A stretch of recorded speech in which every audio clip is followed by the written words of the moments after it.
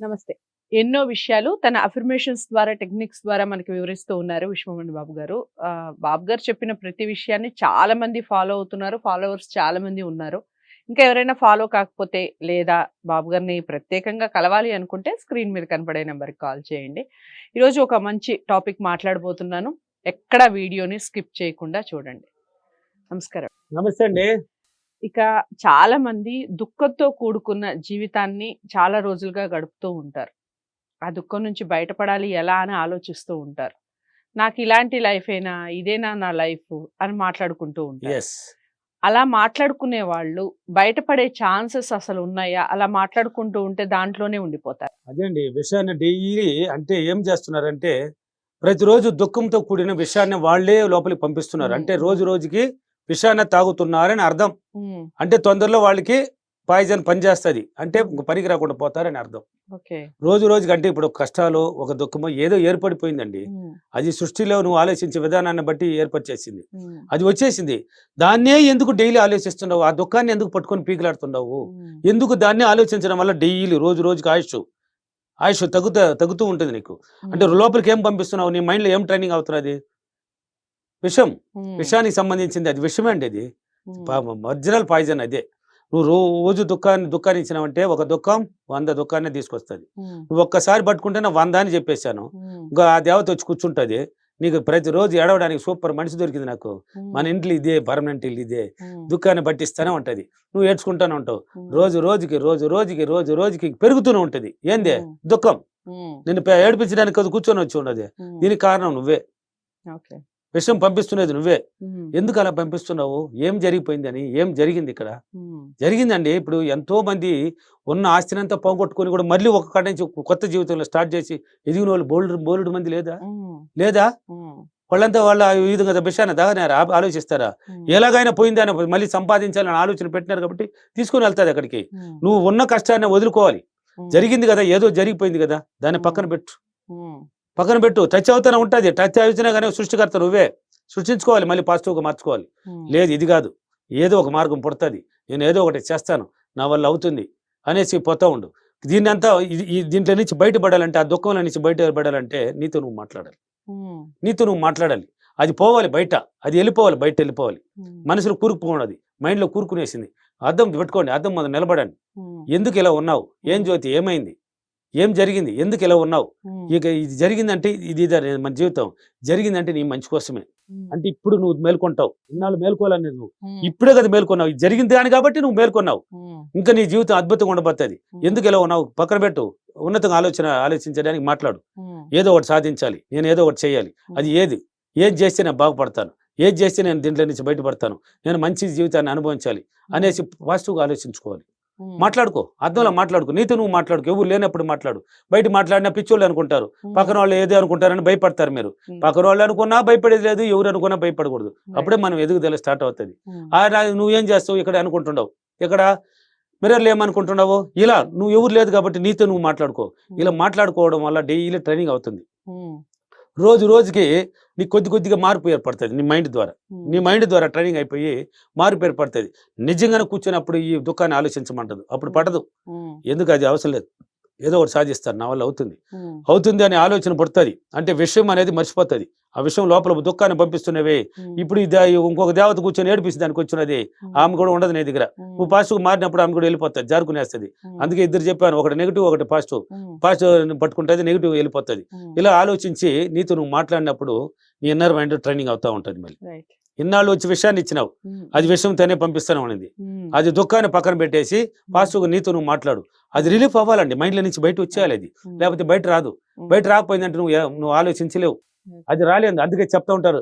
అయ్యో! నా మనసంతా భారమైపోయిందే. హ్మ్. ఏదో పట్టుకుపోవడదే ఈ బాధలన్నీ ఇలా ఉండే అంటే దాన్ని చెప్పాలి వాళ్ళకి ఎవరు దొరకలా.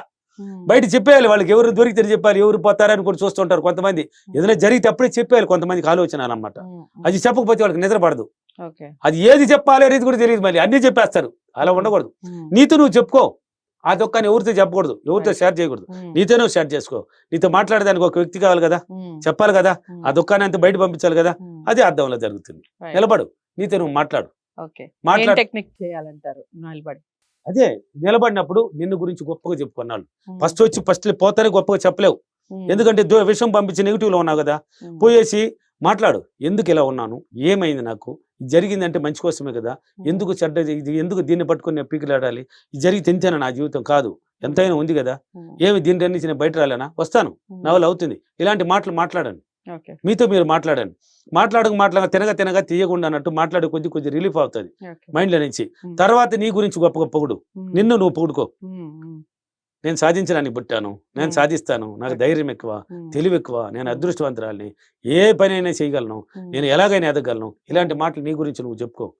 డైలీ ట్రైనింగ్ ఇచ్చుకో. ఒక రోజుతో జరగదండి ఇది. ఒక రోజుతో సార్ ఇప్పుడు వీడియోలు చూసేసిన వెంటనే సార్ ఇలా 3 రోజులు చేస్తే చాలా సార్, 5 రోజులు చేస్తే చాలా సార్ అని క్వశ్చన్స్ వస్తూ ఉంటాయి నాకు. ఇలాంటి వీడియోల వల్ల మళ్ళీ క్వశ్చన్స్ వస్తాయి నాకు ఫోన్లు.